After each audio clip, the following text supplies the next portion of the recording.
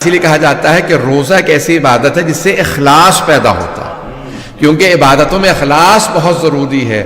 روزہ انسان کو اخلاص سکھاتا ہے، سنسیریٹی سکھاتا ہے۔ عزیزان گرامی، روزے سے اخلاص پیدا ہوتا ہے۔ اور الصوم لی وانا اجزی بہ، حدیث قدسی میں ہے کہ روزہ میرے لیے ہے اور میں ہی اس کی جزا دیتا۔ اور کچھ نے کہا کہ نہیں، وانا اجزی بہ، میں ہی اس کی جزا ہوں۔ اللہ فرما رہا ہے روزہ میرے لیے اور میں جزا ہوں۔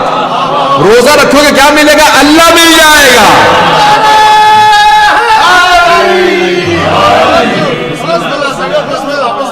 عزیزان گرامی، روزہ اللہ فرماتا ہے میرے لیے، پروردگارہ کہ نماز تیرے لیے نہیں ہے، حج تیرے لیے نہیں ہے، زیارات تیرے لیے نہیں ہے، مجلس تیرے لیے نہیں ہے، خمس و زکوٰۃ تیرے لیے نہیں، جہاد، امر بالمعروف نہی عن المنکر، تولا تبرہ، اللہ فرما رہا ہے سب کچھ ہے، لیکن جیسے روزہ میرے لیے ہے ویسے کچھ نہیں، کیونکہ ساری عبادتوں میں کچھ کرنا مقصود ہے، روزے میں روکنا مقصود ہے۔